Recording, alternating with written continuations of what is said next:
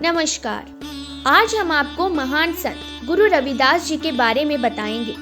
सद्गुरु रविदास जी भारत के उन विशेष महापुरुषों में से एक हैं, जिन्होंने अपने आध्यात्मिक वचनों से सारे संसार को आत्मज्ञान, एकता और भाईचारे का संदेश दिया।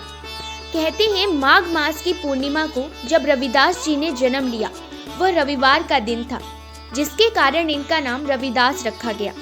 गुरु रविदास जी 15वीं-16वीं शताब्दी में एक महान संत, दार्शनिक, कवि, समाज सुधारक और भारत में भगवान के अनुयायी हुआ करते थे।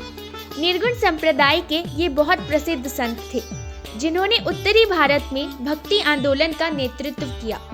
रविदास जी बहुत अच्छे कवित्वज्ञ थे। इन्होंने अपनी रचनाओं के माध्यम से अपने अनुयायियों और समाज एवं देश के कई लोगों को धार्मिक एवं सामाजिक संदेश दिया।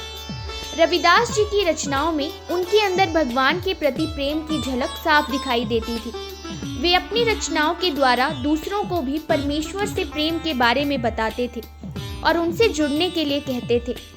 आम लोग उन्हें मसीहा मानते थे, क्योंकि उन्होंने सामाजिक और आध्यात्मिक आवश्यकताओं को पूरा करने के लिए बड़े बड़े कार्य किए थे।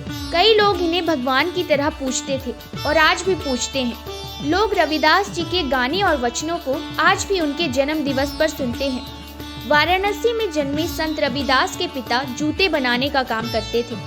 अपनी आध्यात्मिक यात्रा में सफल होने के बाद भी उन्होंने अपने पारंपरिक रोजगार को नहीं छोड़ा। संत रविदास जी पूरी लगन तथा परिश्रम से अपना कार्य करते थे। संत रविदास बचपन से ही परोपकारी और दयालु स्वभाव के थे। दूसरों की सहायता करना उन्हें बहुत अच्छा लगता था। खासकर साधु संतों की सेवा और प्रभु स्मरण में वे विशेष ध्यान लगाते थे।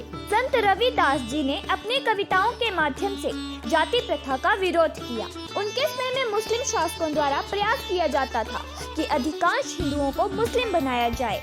संत रविदास जी के लाखों भगत थे। यह सब देखकर एक परिद्ध मुस्लिम सदना पीर उनको मुसलमान बनाने आया था। उसका सोचना था कि यदि रविदास जी मुस्लिम बन जाते हैं तो उनके लाखों भगत भी मुस्लिम हो जाएंगे। यह सोचकर उन पर हर प्रकार का दबाव बनाया गया था। लेकिन रविदास जी तो संत थे। उन्हें किसी हिंदू या मुस्लिम से नहीं, बल्कि मानवता से मतलब था। उन्होंने जीवन भर समाज में फैली कुरीति जैसे जात पात के अंत के लिए काम किया था। उनका एक दोहा कुछ इस प्रकार है: जाति जाति में जाति है, जो के तन के पात। रविदास मनुष्य न जुट सके जब तक जाति न जात। अर्थात जिस तरह केले के पेड़ के तने को छीला जाए तो पत्ते के नीचे पत्ता, फिर पत्ते के नीचे पत्ता और अंत में पूरा पेड़ खत्म हो जाता है, लेकिन कुछ नहीं मिलता। उसी प्रकार इंसान भी जातियों में बांट दिया गया है। इन जातियों के विभाजन से इंसान तो अलग अलग बंट जाता है और अंत में इंसान भी खत्म हो जाते हैं, लेकिन यह जाति खत्म नहीं होती है। इसलिए रविदास जी कहते हैं कि जब तक ये जाति खत्म नहीं होगी, तब तक इंसान एक दूसरे से जुड़ नहीं सकता है, यानी एक नहीं हो सकता है। इस वीडियो के माध्यम से समरसता मंच हिमाचल प्रदेश आप सभी से ये आशा करता है कि आप भी गुरु रविदास जी के व्यक्तित्व एवं सिद्धांतों को अपने जीवन में अपनाएं। जय हिंद, जय भारत, भारत माता की जय।